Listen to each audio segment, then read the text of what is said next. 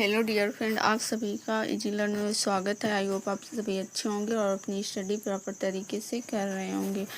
तो आज हम लोग डीएलएड थर्ड सेमेस्टर का छठा प्रश्न पत्र हिंदी का देखेंगे।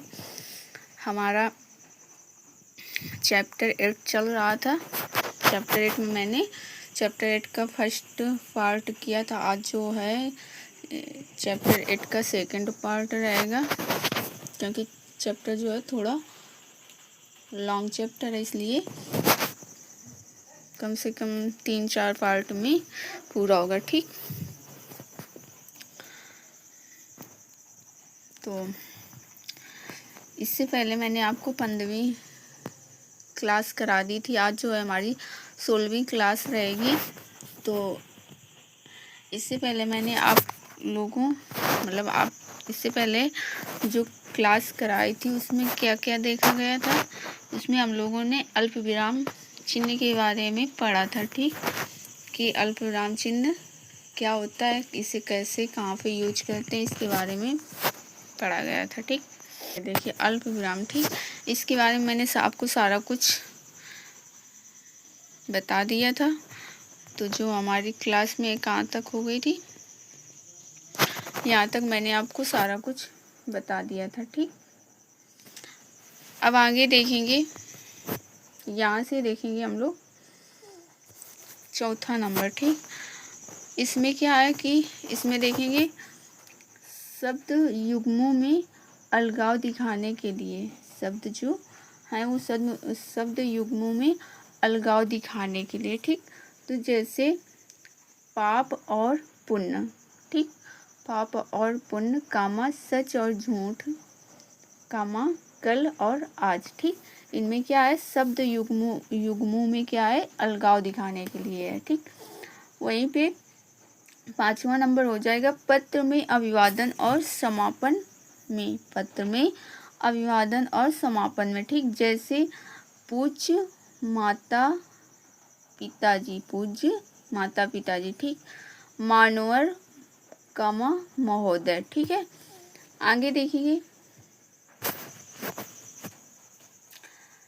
आगे ध्यान रहे कि पत्र के अंत में, ध्यान रहे कि पत्र के अंत में भौदी, आज्ञाकारी आदि के बाद अल्प विराम नहीं लगता है।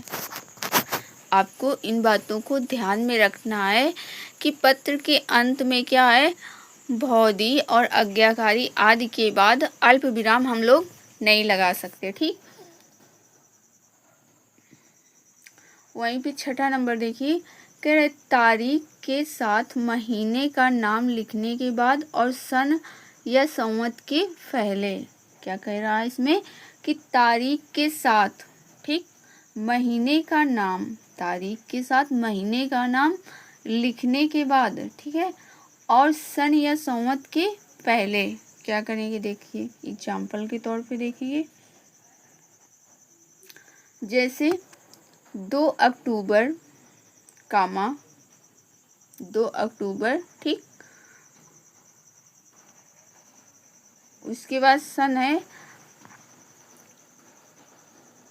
1869 ईस्वी को गांधी जी का जन्म हुआ था, गांधी जी का जन्म हुआ था। ठीक, तो यहाँ पे देखेंगे इसमें ऊपर क्या कहा गया है कि कहाँ पे कह रहा है, ध्यान रहे कि पत्र के अंत में भौदी, आज्ञाकारी आदि के बाद अल्प विराम का प्रयोग नहीं कर सकते। तो वही एग्जाम्पल देखिए यहाँ पे, और इसमें देखो कहा गया है कि तारीख के साथ महीने का नाम लिखने के बाद सन या संवत के पहले। ठीक, सन या संवत के पहले, तो देखिए सन और संवत के पहले, जैसे कि इसमें लिखा गया 2 अक्टूबर के बाद लगाया गया काम, उसके बाद कह रहा है सन, ठीक, सन तारीख के साथ महीने का नाम लिखने के बाद और सन या संवत के पहले, सन या संवत के पहले हम लोग अल्प विराम चिन्ह का प्रयोग कर सकते हैं। ठीक, उसके बाद नहीं कर सकते। तो वही कहा गया 2 अक्टूबर, देखिए 2 अक्टूबर के बाद लगा दिया गया। उसके बाद है सन 1869 ईस्वी को गांधी जी का जन्म हुआ था। ठीक, गांधी जी का जन्म हुआ था। ठीक है, आगे देखिए, आगे 7वां नंबर है अंकों को लिखते समय, देखिए अंकों को लिखते समय जैसे 5, 6, 7, 8, 9, 10, 11 डॉट डॉट, ठीक। वहीं पे 10, 20, 30, 40, 50, 60 डॉट डॉट, ठीक। अंकों को हम कुछ इस तरह लिखेंगे, ठीक है। और देखिए कह रहा है शब्दों की पुनरावृत्ति होने पर, अगर एक शब्द की कई बार पुनरावृत्ति होती है तो देखिए जैसे मैं बाजार से आलू, मैं बाजार से आलू कामा टमाटर, आलू कामा मटर कामा टमाटर कामा गोभी लाई, ठीक। तो कह रहा है शब्दों की पुनरावृत्ति होने पर, ठीक। तो जो सब्जियां हैं इसमें देखिए अगर हम लोग लिखते तो एक शब्द में भी लिख देते, ठीक।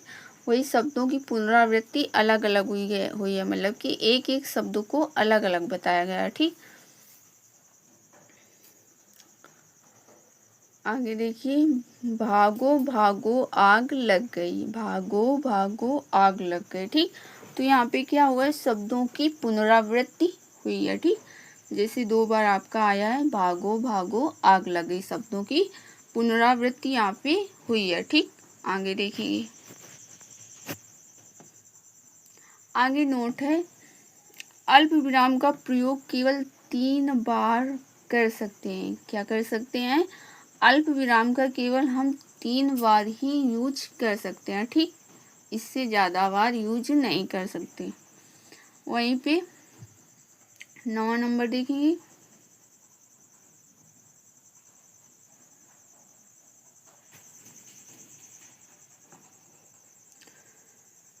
उद्धरण से पूर्व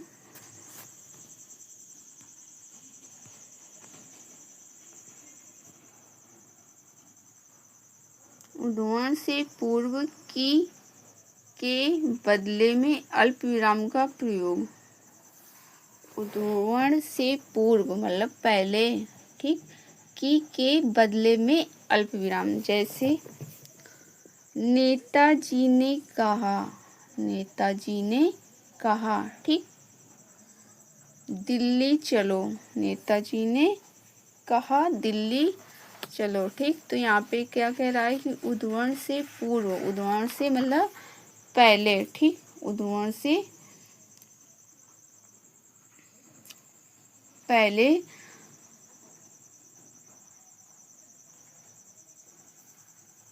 उद्धरण से पूर्व की के बदले में अल्प विराम का प्रयोग करें, जैसे नेताजी ने कहा दिल्ली चलो, ठीक। तो देखिए यहाँ पे हम लोगों ने अल्प विराम का चिन्ह क्या है, पहले प्रयोग किया, ठीक।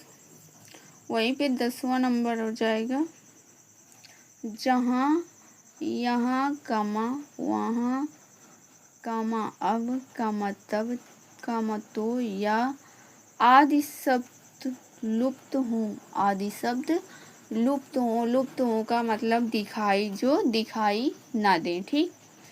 जैसे एग्जाम्पल देखिए जैसे जब जाना ही है, जब जाना ही है, जब जाना ही है, उसके बाद अल्प विराम के चिन्ह का प्रयोग कर फिर चले जाओ, जब जाना ही है तो चले जाओ, ठीक। जो मैं कहता हूँ ध्यान से सुनो, ठीक है। जो मैं कहता हूँ ध्यान से सुनो। अगला देखेंगे अब, अगला देखेंगे पूर्ण विराम, ठीक। आपका अल्प विराम हो गया, अब देखेंगे पूर्ण विराम या विराम, ठीक। पूर्ण विराम मतलब पूरी तरह से विश्राम, जहाँ पर पूरी तरह से विश्राम हो उसे हम पूर्ण विराम कहेंगे, ठीक। इंग्लिश में इसे हम फुल स्टॉप भी कहते हैं। देखिए वाक्य कथन की पूर्णता, वाक्य कथन की पूर्णता समाप्ति के बाद पूर्ण विराम का प्रयोग किया जाता है। वाक्य कथन की पूर्णतः समाप्ति के बाद क्या किया जाता है? पूर्ण विराम चिन्ह का प्रयोग किया जाता है। ठीक, आगे दूसरी डेफिनेशन देखेंगे। ये पहली हो गई, ये आपकी पहली डेफिनेशन हो गई, ये दूसरी हो गई। ठीक, आगे देखिए, जब वाक्य पूर्णतया अपना अर्थ स्पष्ट कर देता है। जब वाक्य पूर्णतया अपना अर्थ स्पष्ट कर देता है तो वहाँ पे पूर्ण विराम का प्रयोग होता है। ठीक, जब वाक्य अगर हम कोई वाक्य लिखते हैं या बताते हैं तो जब वो वाक्य अपना अर्थ पूर्ण रूप से स्पष्ट कर देता है, ठीक, पूर्ण रूप से स्पष्ट कर देता है तो वहाँ पे हम लोग पूर्ण विराम का प्रयोग करते हैं। ठीक, अंग्रेजी में इसे फुल स्टॉप भी कहते हैं। ठीक है, आगे देखेंगे। जैसे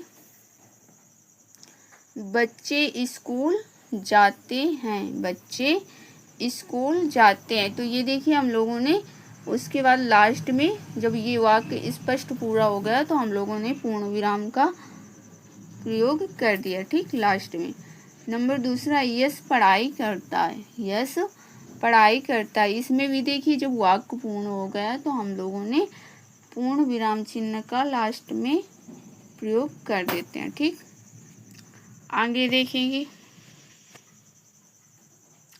आगे प्रश्नवाचक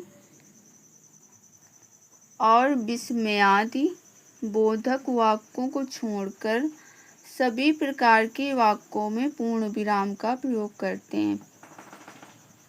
विस्मयादि मतलब प्रश्नवाचक चिन्ह, जैसे कि कब, क्यों, कैसे, कोई जैसे क्वेश्चन करते हैं तो उसके बाद हम लोग प्रश्नवाचक चिन्ह का प्रयोग करते हैं। तो वहाँ पे जहाँ पे प्रश्नवाचक चिन्ह का प्रयोग करेंगे तो वहाँ पे आपका पूर्ण विराम चिन्ह का प्रयोग नहीं होगा, और जहाँ पे विस्मयादि बोधक वाक्य होंगे वहाँ पर भी पूर्ण विराम चिन्ह का प्रयोग नहीं करेंगे। तो वही कह रहा है कि प्रश्नवाचक और विस्मयादि बोधक वाक्यों को छोड़कर सभी प्रकार के वाक्यों में आप पूर्ण विराम चिन्ह का प्रयोग कर सकते हो। ठीक,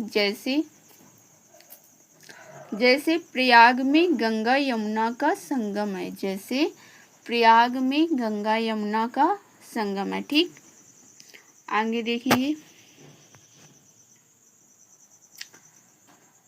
दोहा, श्लोक, चौपाई आदि की पहली पंक्ति के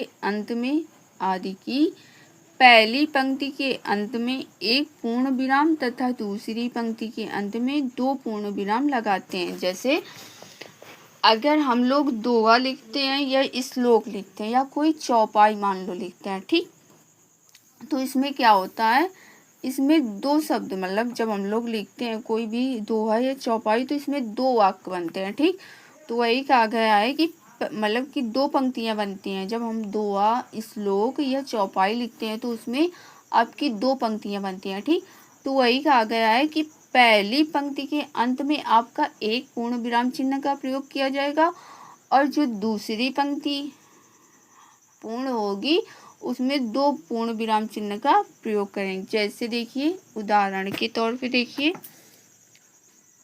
जैसे रहीमन पानी राखिए, ठीक, रहीमन पानी राखिए, बिन पानी सब सून, ये आपकी पहली पंक्ति हो गई। ठीक, रहीमन पानी राखिए, बिन पानी सब सून, ये आपकी जो है ये यहाँ से यहाँ तक आपकी पंक्ति 1 हो गई। तो वही कहा गया है डेफिनेशन में कि पहली पंक्ति में एक पूर्ण विराम, देखिए तो यहाँ पे आपका एक पूर्ण विराम लगा है। ठीक, वहीं पे कहा गया है पानी गए न उबरे मोती मानुष चुन, आपकी ये पंक्ति हो गई, ये आपकी दूसरी पंक्ति हो गई। ठीक, तो बताया गया था ऊपर मैंने आपको बताया था कि पहली पंक्ति में आपका एक पूर्ण विराम और दूसरी पंक्ति में आपका 2 पूर्ण विराम। तो ये देखिए ये आपकी 2 पूर्ण विराम चिन्ह का प्रयोग किया गया। ठीक, कभी कभी किसी व्यक्ति या वस्तु का सजीव वर्णन करते समय, कभी कभी किसी व्यक्ति, ठीक, किसी व्यक्ति या वस्तु का सजीव वर्णन करते समय देखिए क्या है। सजीव वर्णन करते समय जैसे देखिए, वह राम सिंह आ रहा है, वहाँ राम सिंह आ रहा है, गठा हुआ बदन, गठा हुआ बदन। उसके बाद पूर्ण विराम लगे, मस्ती भरी चाल, मस्ती भरी चाल, हंसता चेहरा, हंसता चेहरा, दोस्तों के लिए मोम, शत्रुओं के लिए काल। ठीक, जब हम किसी कहानी या किसी व्यक्ति से रिलेटेड कोई चीज़ बताते हैं तो उसमें क्या होता है कि ऐसा लगता है जैसे कि वो चीज़ मतलब वो कहानी वाकई में मतलब हमारे सामने हो रही है। ठीक, किसी किसी कहानी में ऐसा लगता है, जो सजीव से वर्णन, सजीव किसी मतलब वस्तु का सजीव तरीके से जब हम वर्णन करते हैं तो ऐसा लगता है कि मानो जैसे ये चीज़ें हमारे सामने हो रही हैं। ठीक, तो वही कह रहा है कि वहाँ राम सिंह आ रहा है, गठा हुआ बदान, मस्ती भरी चाल, हंसता चेहरा, दोस्तों के लिए मोम और शत्रुओं के लिए काल। ठीक,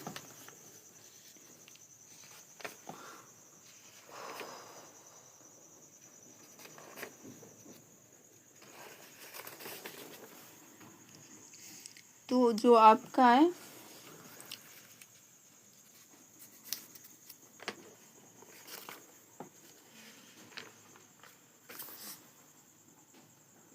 आपका जो है ये पूर्ण विराम आपका यहाँ से समाप्त हो गया। ठीक, अब जो है नेक्स्ट क्लास में हम लोग क्या करेंगे, नेक्स्ट क्लास में जो है अब हम लोग देखेंगे अर्धविराम के बारे में। ठीक, नेक्स्ट क्लास में आपका अर्धविराम चिन्ह के बारे में पढ़ेंगे। जो आई होप आप सभी लोगों को क्लास अच्छी लगी होगी और सारा कुछ अच्छे से क्लियर भी हो गया होगा, समझ में भी आ गया होगा।